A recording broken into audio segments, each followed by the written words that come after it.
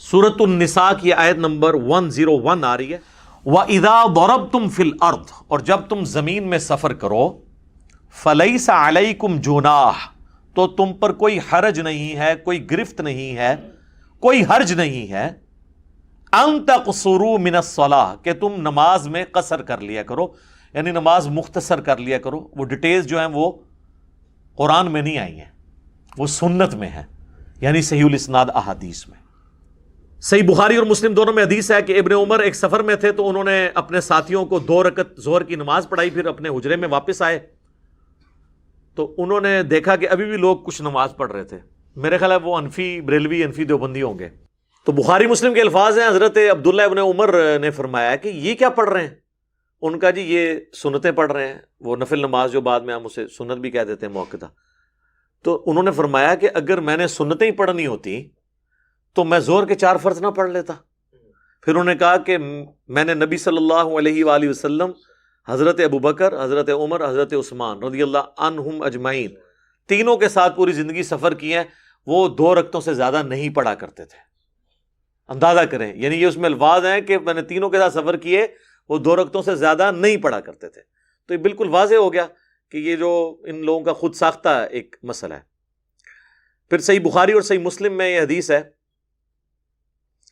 کہ ایک سفر کے دوران عبداللہ ابن عمر نے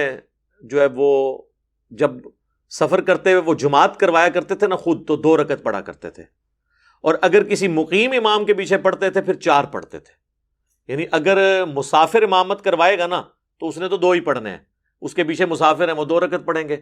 لیکن اگر مسافر مقیم کے پیچھے پڑھے گا، جس طرح لوگ حج اور عمرے پہ جاتے ہیں اور وہ یہ مسئلہ پوچھ رہے ہوتے ہیں ادھی پڑھنی ہے پوری، وہ پائی امام کعبہ اور مسجد نبوی کے امام کے پیچھے پوری پڑھنی ہے، ٹھیک ہے نا، وہ تو ایک افضلیت والی چیز ہے، آپ اس کو یعنی حاصل کریں، تو اس میں یہ آپ نے نہیں کرنا۔ البتہ اگر کوئی مسافر امام امامت کروا رہا ہے اور اس کے پیچھے مقیم پڑھتا ہے، تو اب مقیم نے 2 نہیں پڑھنے، اس نے تو چونکہ 4 پڑھنے ہیں، تو مسافر 2 پڑھ کے سلام پھیر دے گا، اور جو مقیم ہے وہ اس کے پیچھے اپنی 2 رکعتیں پوری کرے گا، اور وہ 2 رکعتیں اس کی آخری 2 رکعتیں ہوں گی، اس لیے ان میں صرف سورۃ الفاتحہ پڑھے گا۔ اچھا، سنن نسائی میں ایک حدیث ہے، حضرت سیدہ عائشہ سلام اللہ علیہا کہتی ہیں کہ سفر کے دوران میں نے روزہ رکھا اور نماز 4 رکعت پڑھی، تو نبی صلی اللہ علیہ وآلہ وسلم نے 2 رکعت پڑھی اور روزہ چھوڑ دیا۔ بعد میں جب میں نے اللہ کے نبی سے ذکر کیا تو نبی صلی اللہ علیہ وآلہ وسلم نے فرمایا احسنتی یا عائشہ، اے عائشہ تم نے اچھا کام کیا اور مجھ پر بھی کوئی الزام نہیں ہے۔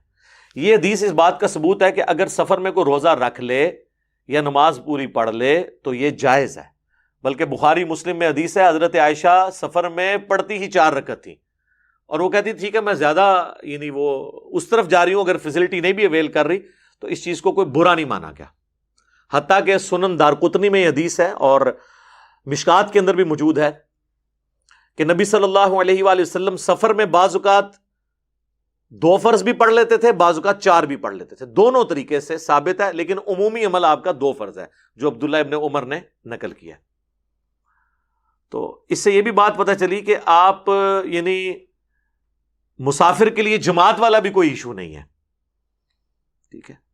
کیونکہ سیدہ عائشہ نے اگر جماعت کے ساتھ اس طریقے سے نماز پڑھی ہوتی تو 2 کے بعد انہوں نے بھی اسلام پھیرا ہوتا، انہوں نے الگ سے اپنے 4 فرض پورے پڑھ لیے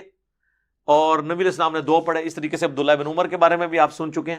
تو جماعت ایشو نہیں ہے سفر کے دوران،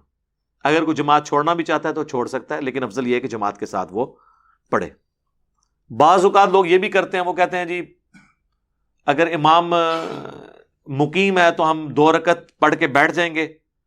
اور ہم اپنا سلام پھیر دیں۔ اس طرح نہیں آپ کر سکتے، امام سے ہٹ نہیں سکتے۔ اہل تشیع کے ہاں اس طرح ہو جاتا ہے، وہ کہتے ہیں کہ بھئی آپ 2 کے بعد سلام پھیریں اور اگلی 2 میں آپ عصر کی نیت کر لیں۔ یہاں پہ بھی ہے اس سے ملتا جلتا فقہ حنبلی میں مسئلہ کہ وہ کہتے ہیں ٹھیک ہے 2 پڑھ کے آپ بیٹھے رہیں اور امام کو 4 پڑھنے کا انتظار کریں، اور جب امام چوتھی کے تشہد میں پہنچے تو آپ سکون کریں، اس کو 2 پڑھنے دیں اپنی فالتو، جو آپ کی نظر میں تو وہ فالتو ہیں کیونکہ وہ تو مقیم ہے، تو چوتھی میں پھر آپ اس کے ساتھ ہی تشہد پڑھ کے تو سلام، پھر اینڈ رزلٹ یہی ہے، صرف 2 رکعتوں کا آپ کو فائدہ ہوا، لیکن سلام امام سے پہلے وہاں بھی نہیں آپ پھیر سکتے۔ یہ میں نے آپ کو ضمناً ایک مسئلہ بھی اس حوالے سے بتا دیا۔